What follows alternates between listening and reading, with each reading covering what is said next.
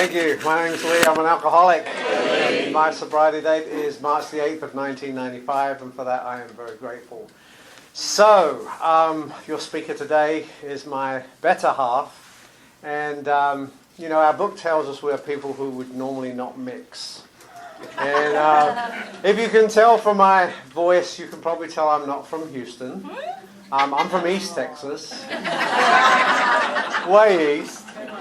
And she is a little city, a small town girl. She was born here, but she lives in Brenham, and we did the typical AA boy meets AA girl in a birthday night meeting down at Chapelwood.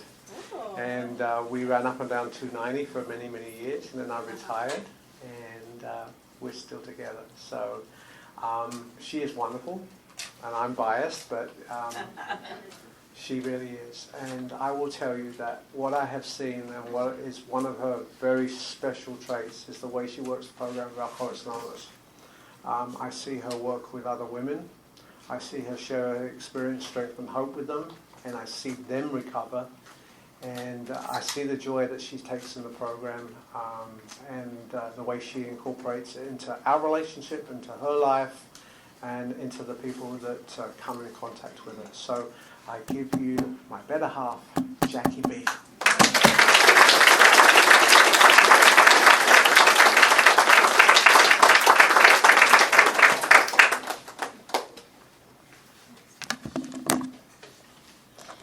I'm chatty, and so I'm going to set my little timer here. I'm Jackie, I'm an alcoholic. Jackie. Lisa, thank you.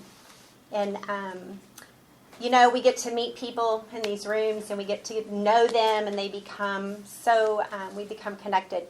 And one of the things that drew me to Lisa was her authenticity, her transparency, her love for Alcoholics Anonymous, and her absolute desire to reflect and honor the 12 steps and 12 traditions in the big book of Alcoholics Anonymous. Alcoholics like me need women like that, because I make stuff up in my head and I start to tell you what I think. And I have to go back to the literature, and I have to go back to the words, because that is what's given me the life that I have today. Thank you. I will talk more in a minute about the importance of getting to be here today. And bear with me. I'll be a little jittery until God takes over. I found I have to stay tethered to the program of Alcoholics Anonymous, and the opportunity to come today, the opportunity to have a commitment on my radar, the opportunity to know I'm supposed to show up, keeps me sober one more day. And so I thank you for the honor and the privilege to sit on a Saturday afternoon with garden variety drunks who are just like me. So thank you. If you will, help me kind of reset and restart. And if you will say the third step prayer with me. God, I offer myself to Thee, to build with me and do with me as Thou wilt. Relieve me of the bondage of self. Take away my difficulties, that victory over them may bear witness to those. With Thy power, Thy love, and Thy way of life. Amen. Okay, so Lisa asked me to speak, and I did like I have been taught to do, and I said I would love to, but let me check. So I checked, and that is a miracle. And then she said, well, there's a theme. So I'm like, I get to go to a party, and there's a theme. Now I have a tattoo. And, those are all the great things. And I consciously knew I was getting the tattoo, right? So there's progress. But then, she said, and it's on fire for recovery. So I told Lee, and I said, oh, my God. And we're a little different.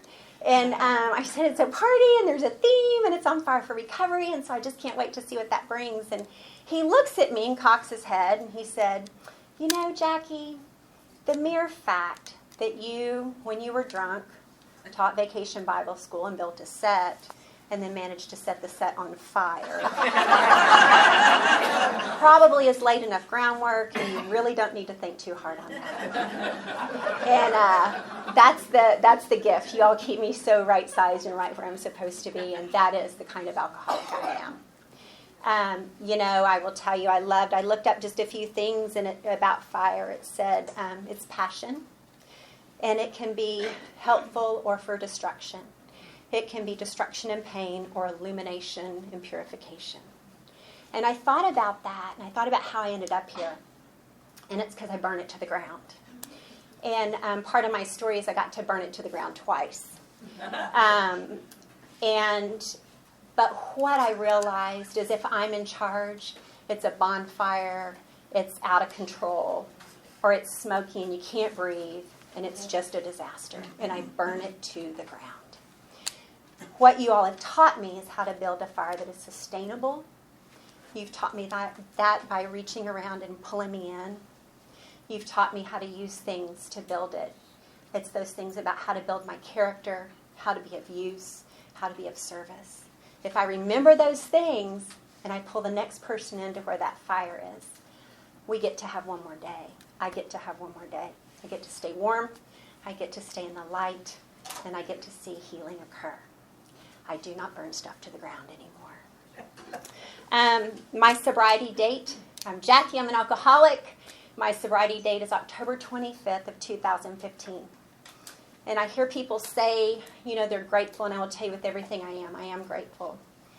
When I met Lee, I told him, I said, that's my sobriety date, but I have another sobriety date.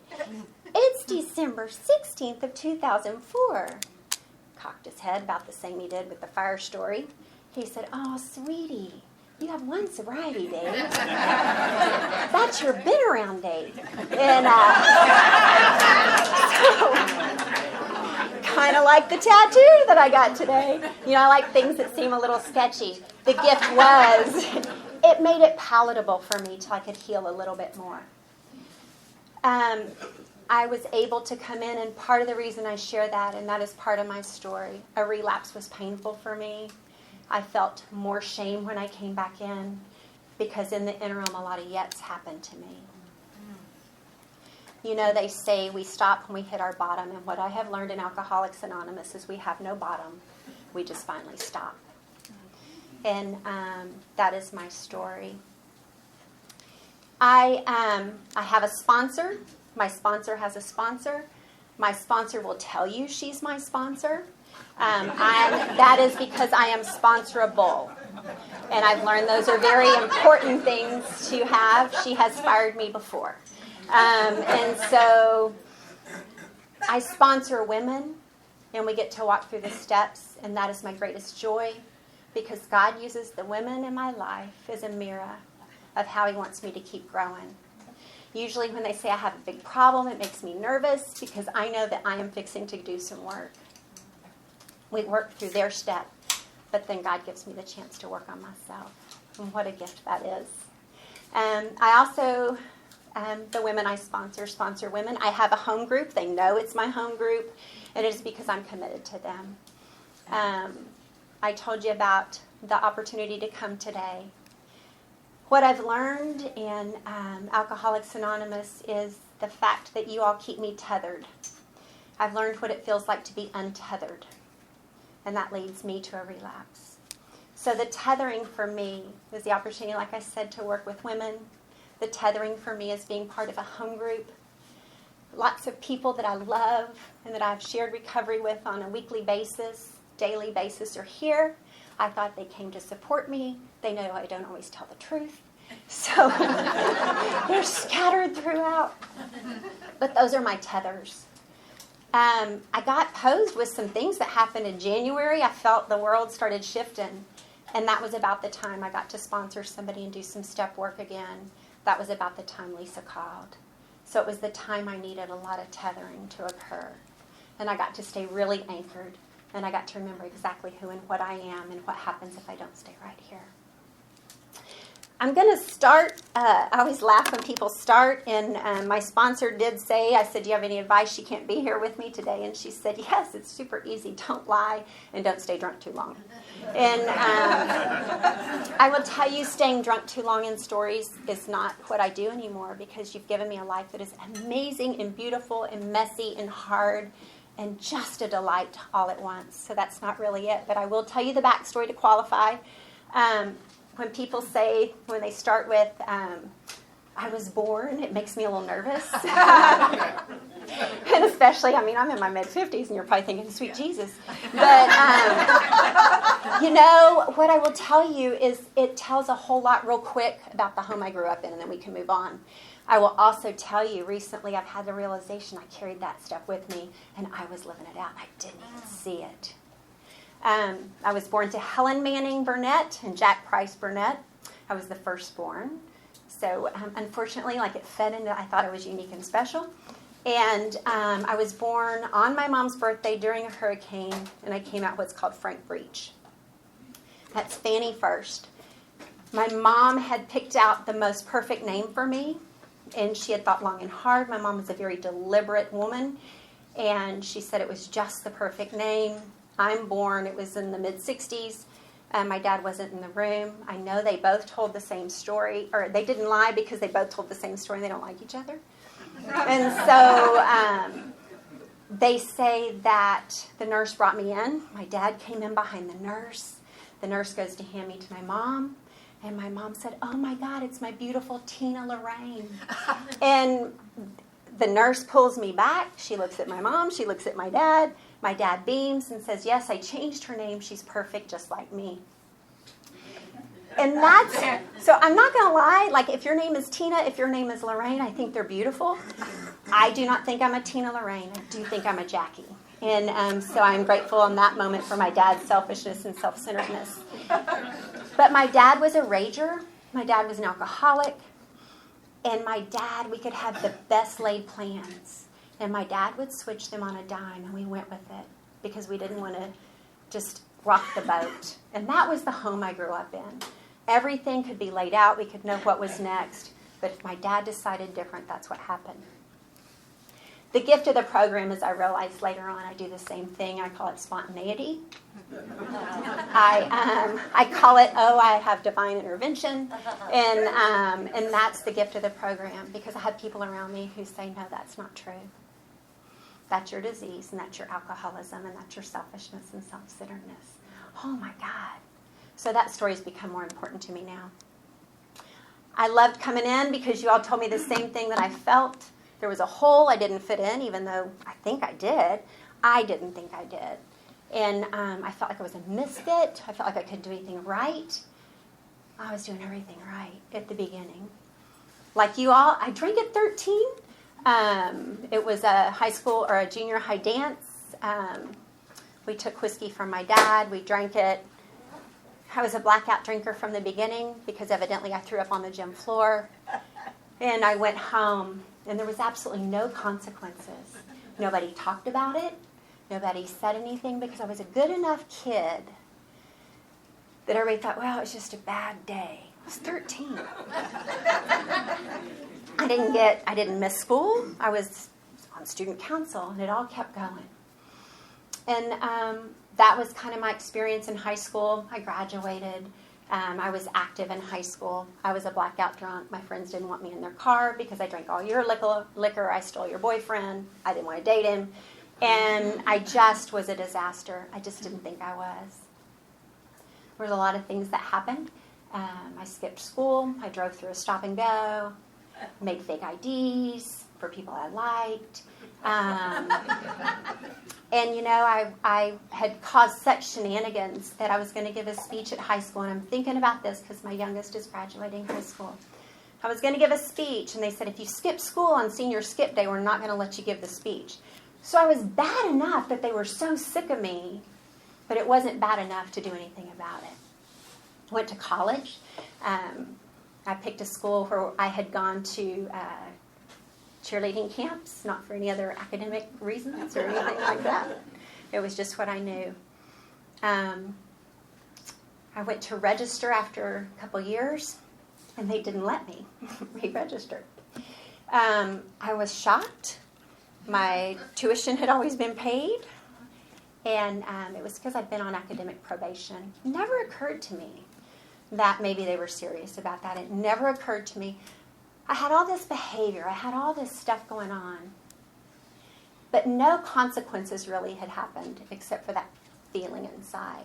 And I was chasing something, and I just couldn't get a hold of it. All I knew is when I drank enough and I didn't know what was going on, I felt a peace. I felt an ease, and I felt okay. I did not care I got kicked out. I didn't tell anybody I got kicked out. Just stayed up there till somebody figured it out. And, that was, thank you, God. There was no social media. There was no cell phones. My parents were divorced at this time. They didn't talk. And so I'm like, I told Dad. I told Mom. And my mom finally figured it out after, months. And moved me home. And my mom was a little untreated Al-Anon. And but the one thing she said, she taught me the St. Francis prayer as a child. The other thing my mom said is, you're going to move home. You're going to learn how to float on your own bottom. You need to figure it out. You need to take care of yourself. She didn't say anything about alcohol being part of the problem, but she was at least starting to equip me with some tools. So I move home. I start going to school. When you pay for it, you go a little more. And I started learning how to work towards a career and a profession. Alcohol was always involved, and it was always in excess, but it wasn't every day. I was never the drinker that had one. I didn't understand one. I did not know you didn't black out and it wasn't normal till a friend from college said, Jackie, that's not normal. And I remember, you're kind of embarrassed because you're like, but I think it's normal. Maybe you're not normal. And so you just go with it. So I moved home and started hanging out with my old high school friends, and we hung out in the oil fields. I grew up in south between Houston and Galveston. And there was a guy I started dating after high school, and they said, hey, you broke up with him. He's down there. He's crushing beer cans on his head. He said he's not going to stop until you get back together with him. And I'm like, that's silly. And that is how I got my first husband. So, and you laugh, and but that, you know that's the truth, right? That made sense to me. And so we stayed married for about 5 years, and we were good friends, and we drank the same. We had 2 kids, and that marriage ended. And I knew I was in trouble. I was drinking a lot more. Life was becoming extremely unmanageable, and I didn't know what to do because I didn't want to stop drinking because I didn't feel right. Been raised in the church, have an uncle that's a pastor and all that stuff. And I was thinking, I'm not thinking this God is probably liking anything I have going on. So I'm looking around, and there's a gentleman, and he is a little sicker than me. And this part gets hard later on because I had to go back and look, and why was that okay? So part of what worked is we went to have a pizza, and he said, you get the pizza, I'll get the beer, and he got a 6-pack. And I'm looking at this 6-pack of beer, and I'm like, holy crap, that's 6 beers. That's it. And I'm panicked. And I'm not, inside, I am like, how am I going to sneak out? What are we going to do? How are we going to make this work? But I was young, and I was scared, and I had 2 kids that had been married, and all of a sudden I'm a single income. And I didn't know what to do. So I got married. And a realization, and I'll jump ahead and forgive me as I share with you. I pray everything you hear are my words and God's voice. So, you jump ahead, and I had this marriage that was an incredibly toxic, sick marriage. I chose to be in, and I have to own that today.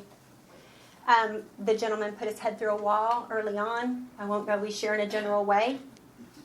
But I stayed because I didn't want to be divorced again, and I didn't want to be financially on my own again because I just didn't know what to do. And so I started drinking a whole lot more. It was very parallel. I made him look normal because I was so sick. And he put a roof over my head and gave me the financial means to do whatever I wanted to do. I sponsored a woman, and we were going through the steps, and we were doing the 5th. And you know that part where you're working with somebody and you start and you say, what are you not telling me? And she shared with me something about herself and about a financial way that she made ends meet. And there was a lot of guilt and shame involved. And I said, but you're okay, because you're not doing that anymore. You're not drinking anymore. God loves you. You're a woman full of grace and dignity and honesty and integrity today. And as I'm telling her, and that's that mirror I talk about, what I realized is God said, what are you not telling me? And in my soul, I was like, oh my God. I sold myself to get what I needed because I needed to keep drinking, because I didn't know what else to do. And God in that moment said, that's right, and you're full of grace, and you're full of dignity, and you are sober today. That is how the program works for me. As I heal in the moments, I can't quite see yet what I got to work on later. All right, so I'm going to get back around to this sketchy date of December 16th. So I came into the rooms, and I had called my brother, who was in and out of the rooms, and I said, I think I'm in trouble.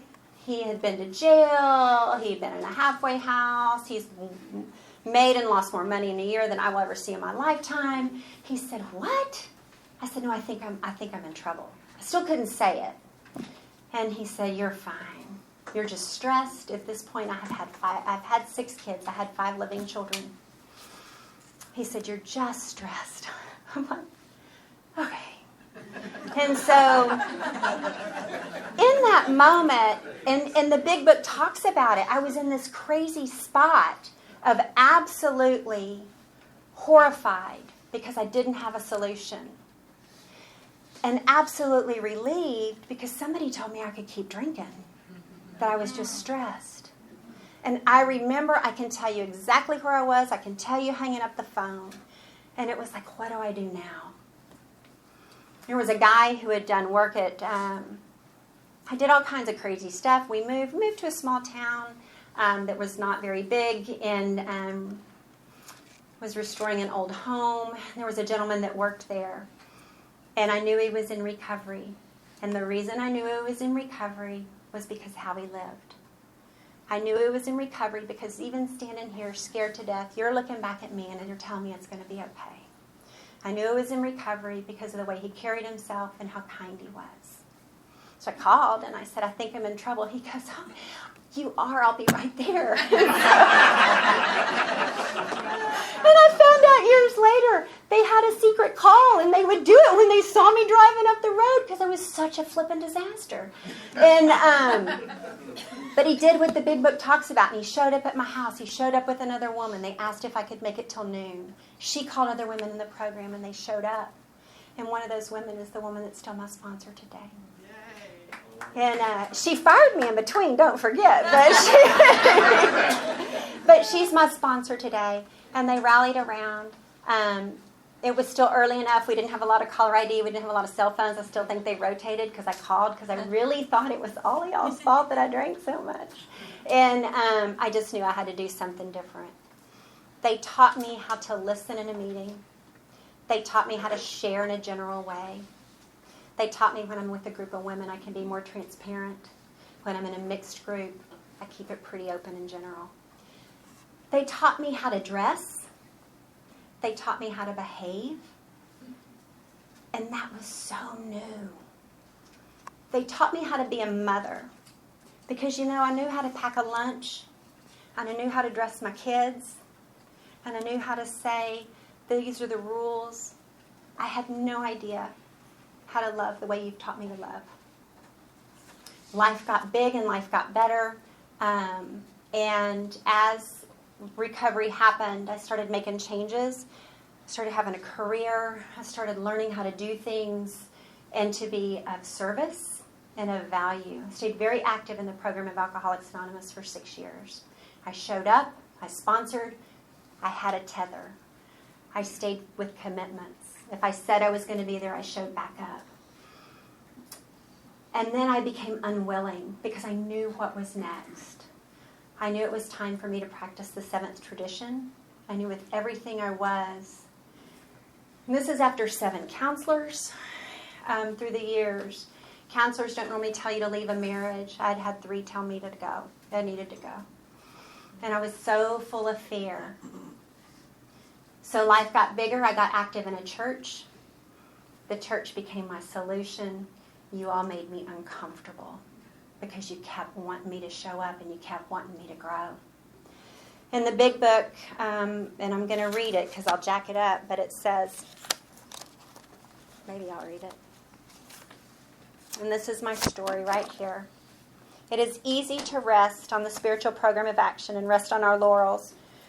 We are headed for trouble if we do, for alcohol is a subtle foe. We are not cured of alcoholism. What we have is a daily reprieve contingent on the maintenance of our spiritual condition. Every day is a day. We must carry the vision of God's will into all our activities. You had given me a life. You had let me seek God's will through prayer and meditation. You had let me hear it through the wisdom of other women in the program. You had taught me to be still, and that became uncomfortable. When I came back in, somebody said, "Oh, you got drunk because you weren't done with your bottles." And that's not what this says. It says it was a daily reprieve. Each of us. That is all you have. And if you are not tethered today, I say get tethered. If you're not tethered, and it's okay because maybe it wasn't that bad, book tells us to go find out. I don't know. All I know is I wasn't tethered anymore. My world got really big, and the disease waited for me. I forgot about the fact that before I got sober the first time, I was a blackout drinker. And I would wake up and I would have to go find, again, remember this was a parallel relationship I was in at the time. So this person was not in the home. And I would go find, and the older two had put the younger three, and they all slept in one room. It was a big house. Then those older two would put the other three to bed, and they would make sure they were fed. They make sure the baby had its diaper on. And that I forgot about. My disease let me forget about that. I do not ever want to forget what that felt like. I don't want to ever forget any of that. I don't want to forget what it felt like when the town drunk. And I liked hanging out with her because she drank more than me. And she called and she said, "Hey, we've been talking." That, like, whoa, you're the town drunk talking about me. And she said, "We were talking, and we wondered if maybe you could just not drink till 5. And I was like, oh. And we're not supposed to use profanity up here, but I thought, bitch. And so, but I don't ever want to forget what it feels like to have the town drunk call you. And I forgot all those things. And so I drank. In that, I had 3 little kids who'd never seen me drunk, or who didn't remember. I had 2 older children whose trust I had gained. I had given them a new mother. And I tore that down in an instant. I don't ever want to forget that. The other thing I would tell you that's so important and gracious, the women in these rooms that I knew, that I'd been anchored with, you know, I have to remember my sobriety wasn't just because I drank. I was already a dry drunk before I ever picked it up. And I can be on any given day. But they would still call me and say, "Hey, we're all getting together. Do you want to go?" They would still call me and reach out. They would see me in the store with a basket full of liquor. And they would still say, "Hey, we miss you." They didn't look in my basket. They didn't give me a look. And I know today what they were was they were grateful. They were still sober. They grieved I wasn't, and they hoped I made it back. That is what I hope I do today. So I can tell you the yets happen. I can tell you my experience is the bottom is when you just stop. I tried to get sober in the 2-year window, and I couldn't do it. And so I started praying. And at the end, this is part of the story. This is how God works. I was teaching Bible study. And the church said I really didn't need to teach at the church anymore. And so I thought, well, I'll show you. And so I said, "Women, you can come to my home." And, you know, I thought they wanted to come to be spiritually enlightened. I'm drinking vodka, tequila, 24/7. You wouldn't as well as I know why they showed up. And I did, the last Bible study was Bad Women of the Bible.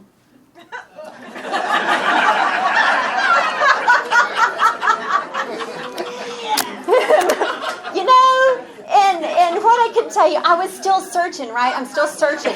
And I was trying to figure out, because I didn't want to make the changes I knew I had to make because it was too painful. But I wanted God to love me. And if He loved these women that were the bad women, then maybe He would still love me when I'm doing all I'm doing. When I'm not being a mother. When I'm doing all the yets. When I'm doing all the stuff. So, October 24th of 2015 was not a good day.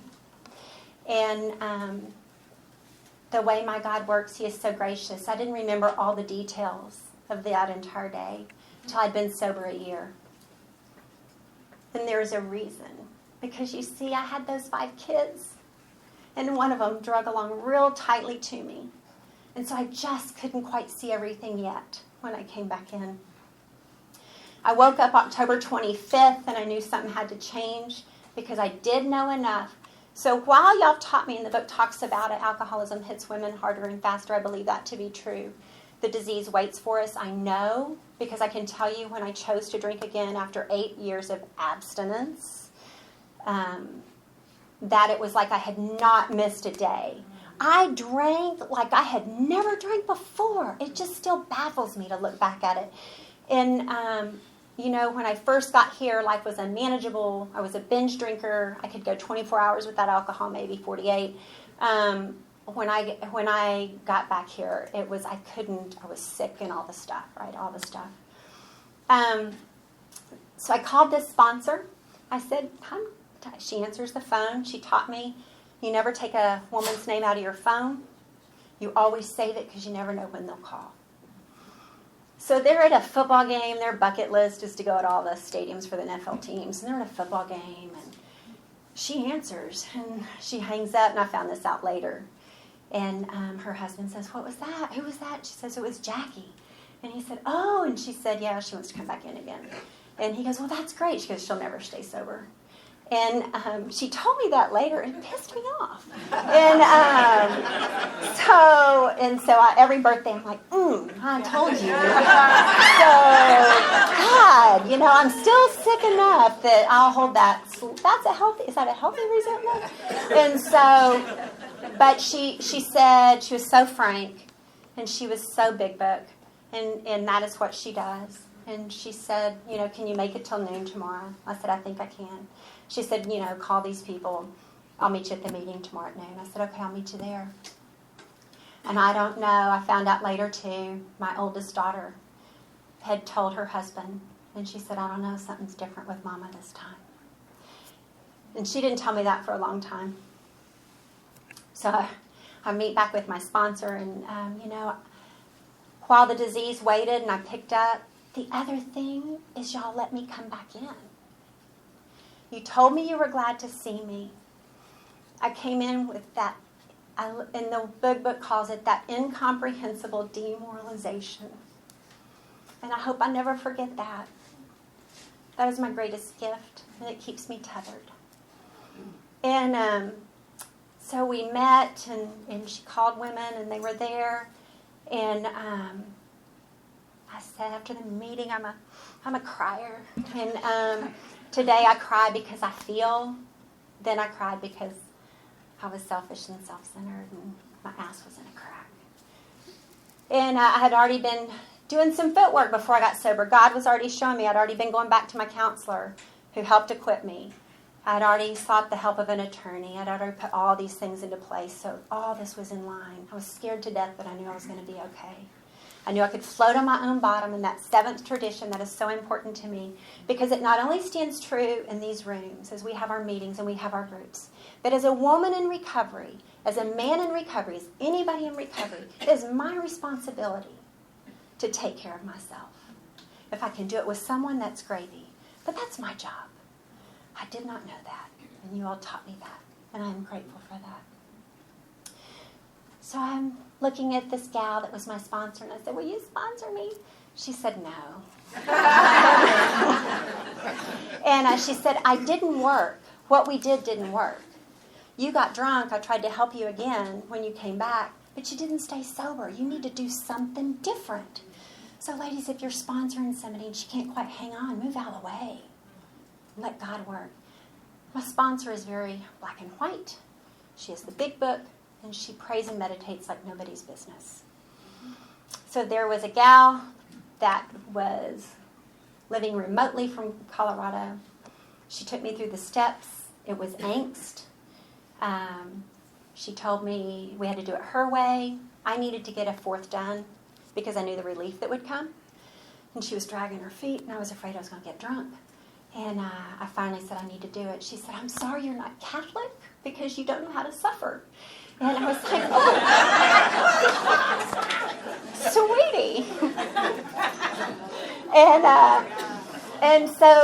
And I will tell you, we were going through the steps, and her eye, we're going through the fifth, and her eyes she got a little.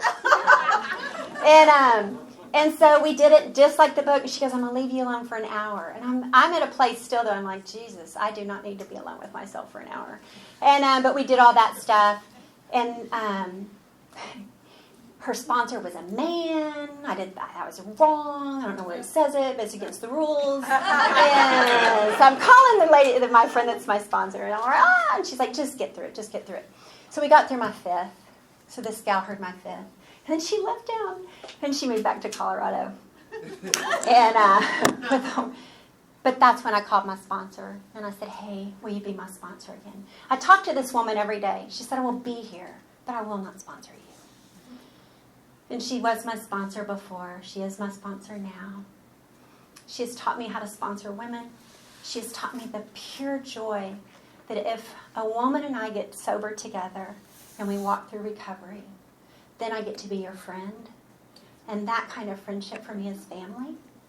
It is someone who understands my darkest secrets. They understand my incomprehensible demoralization and all those things.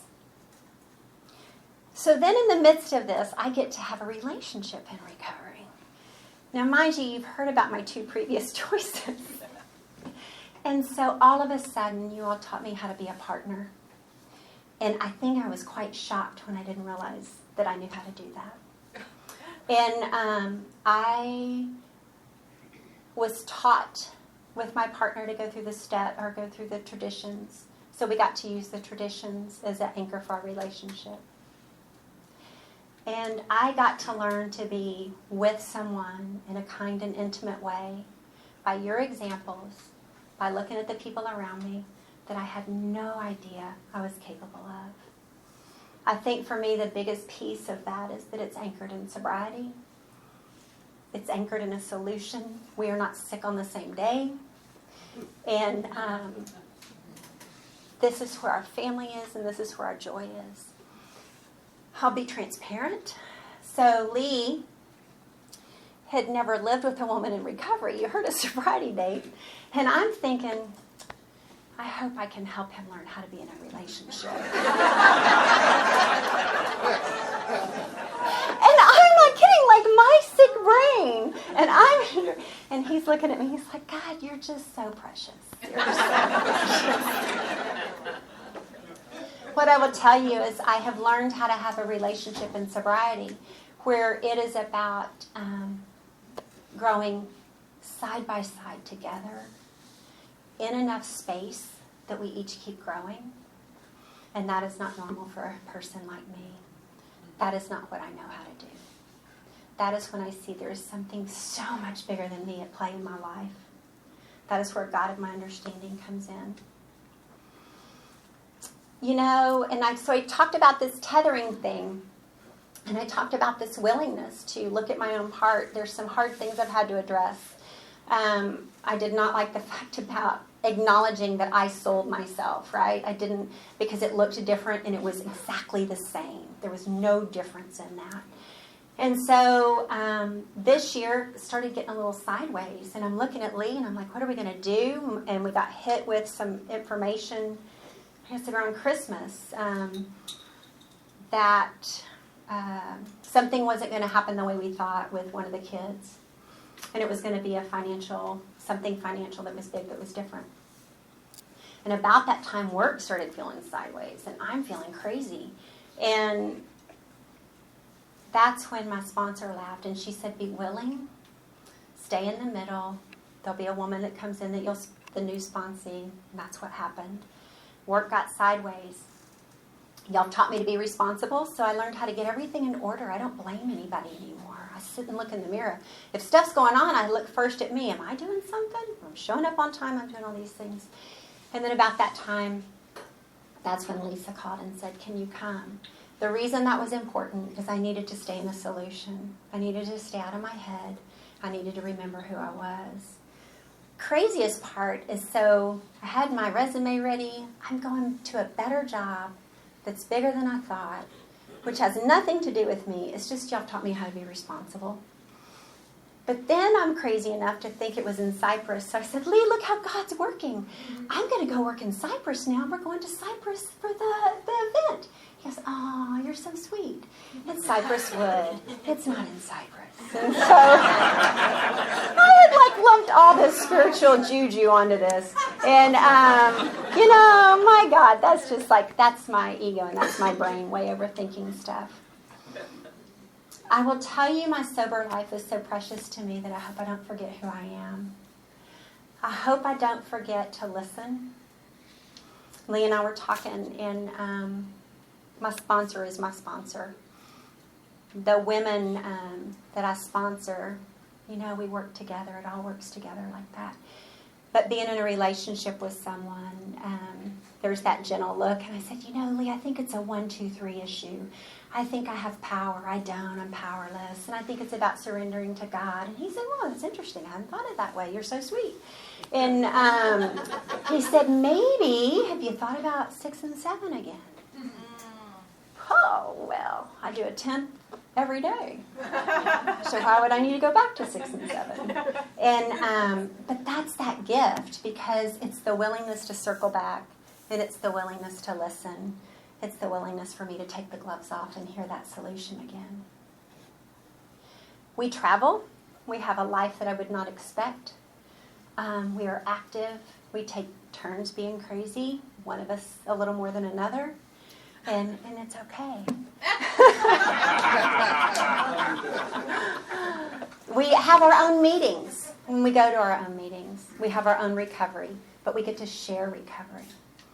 I will tell you today, my life is filled with the most precious things that is given to me from this book, and it is given to me through the 12 and 12. It is nothing I can touch.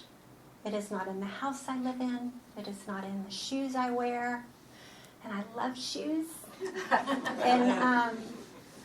But it is this very strange space where I feel this peace despite what goes on.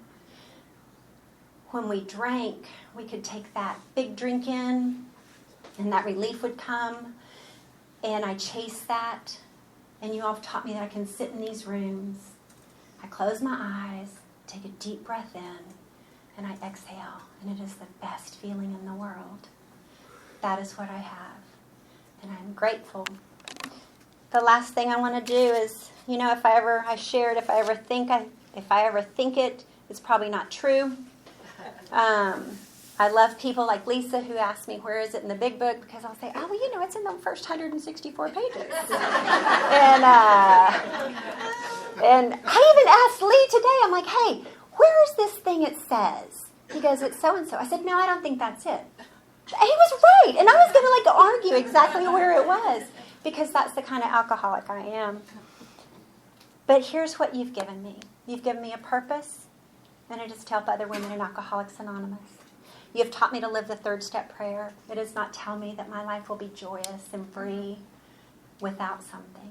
You've taught me that it's about that 11th step, and it's about the St. Francis prayer. You've taught me if I keep my hands pouring out to you, that they will be filled with more than I could ever ask for. I have to be reminded every day, every 24 hours. It says, you're going to meet these new friends in your own community. Near you, alcoholics are dying helplessly, like people on a sinking ship. If you live in a large place, there are hundreds, high and low, rich and poor. These are future fellows of Alcoholics Anonymous. Among them, you will make lifelong friends. You will be bound to them with new and wonderful ties, for you will escape disaster together. You will commence shoulder to shoulder your common journey. You will know what it means to give of yourself, that others may discover and rediscover life. You've taught me how to build a fire. You've taught me how to sit around it. You've taught me how to have warmth without burning it to the ground. So thank you. Thank you for my sobriety. Thank you for my life and my friendships. And thank you for letting me talk.